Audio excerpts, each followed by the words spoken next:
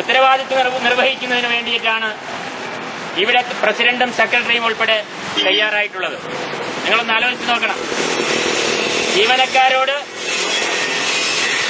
പുറമേയുള്ള ഇടപാടുകാരോട് സൗമ്യമായി ഭംഗിയായി പെരുമാറാനും കൃത്യനിർവഹണം നടത്തുന്നതിനും കഴിയുള്ള കൃഷ്ണകുമാർ ഒരൊറ്റ ദിവസം കൊണ്ട് സ്വഭാവദൂഷ്യമുള്ളവനും ക്രിമിനലും ഒരുപാട് പരാതികൾക്ക് വിധേയനുമായിട്ടുള്ള ആളുകളെ വ്യക്തിയായി മാറി. എന്തുകൊണ്ടാണിത്? സുഹൃത്തുക്കളെ, നമുക്ക് ആലോചിച്ചാലറിയാം. ഇന്നലെ ഒരു വാർത്ത, ഇരിഞ്ഞാലക്കുട ബാറില് കോടതിയില് ഒരു സബ് ഇൻസ്പെക്ടർ ഒരു വക്കീലിനോട് അപമര്യാദയായി പെരുമാറി.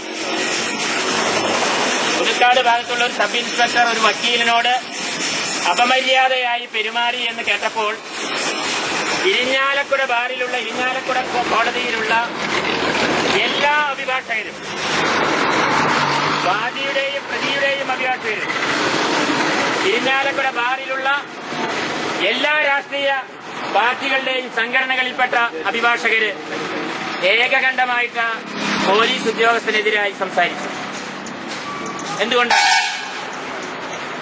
അഭിഭാഷകർ സ്വന്തം വർഗമാണ്, ന്യായമായി കേസുകൾ ഇടപെടേണ്ടവരാണ്, സ്വതന്ത്രമായി അഭിപ്രായങ്ങൾ പറയേണ്ടവരാണ് എന്നുള്ള ഉത്തമ ബോധ്യം അവർക്കുള്ളതുകൊണ്ട് ഇരിഞ്ഞാലക്കുട കോടതിയിലെ മുഴുവൻ അഭിഭാഷകരും ആ സബ് ഇൻസ്പെക്ടറുടെ പെരുമാറ്റത്തിൽ പ്രതിഷേധിച്ചു എന്ന് പത്രത്തിൽ വാർത്ത വന്നു.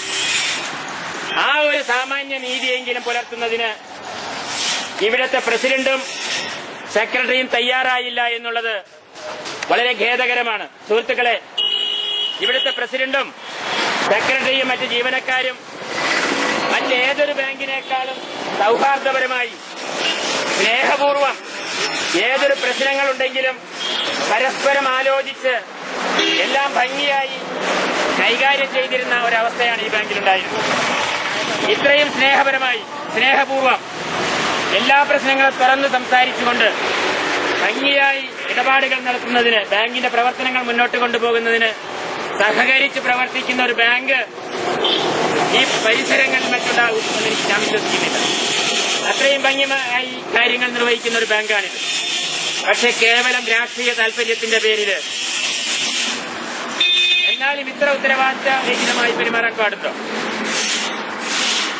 ഒരു ജീവനക്കാരൻ കാലത്ത് 9:30 മണിക്ക് ജോലിക്ക് വരുമ്പോൾ ആ ജീവനക്കാരന് ഏതാനും പേര് ബാങ്കിന്റെ കോമ്പൗണ്ടിനകത്ത് വെച്ച്, നിങ്ങൾക്ക് ഇവിടെ നിന്ന് നോക്കിയാൽ അറിയാം, വളം കൊണ്ടുവച്ചിരിക്കുന്ന ആ ഇടുങ്ങിയ പ്രദേശത്ത് വണ്ടി കൊണ്ടുവച്ചപ്പോ അതിന്റെ അകത്ത് കടന്ന് ഓടിപ്പോകാൻ, രക്ഷപ്പെടാൻ പഴുതില്ലാത്ത സാഹചര്യത്തില് വളഞ്ഞിട്ട് മർദ്ദിച്ചു. ഇരുമ്പ് വടികൾ കൊണ്ട്, പൈപ്പ് ദണ്ടുകൾ കൊണ്ടുവന്നതെന്നാണ് പറയുന്നത്. ഇവിടെ ചുറ്റുപാടുമുള്ള ആളുകൾ, കടയിലുള്ള ആളുകൾ, ശബ്ദം കേട്ട് അപ്പുറത്തുള്ള ആളുകൾ ബഹളം കേട്ട് വന്ന് നോക്കി. സീനിയറായിട്ടുള്ളൊരു ജീവനക്കാരി, അതിനകത്തുണ്ടായിരുന്ന ജീവനക്കാരി ഓടി വന്ന് പിടിച്ചു മാറ്റി. നിങ്ങൾ മനസ്സിലാക്കണം, ആ ജീവനക്കാരോടുള്ള സ്നേഹം ആദ്യം ആ സഹപ്രവർത്തകന്റെ ജീവൻ രക്ഷിക്കുന്നതിന് വേണ്ടി മർദ്ദകരിൽ നിന്ന് രക്ഷിച്ച് ബാങ്കിനകത്ത് കൊണ്ടുപോയി കൂട്ടിയിട്ടാ ആ സുഹൃത്തിന്റെ ജീവൻ രക്ഷിച്ചു.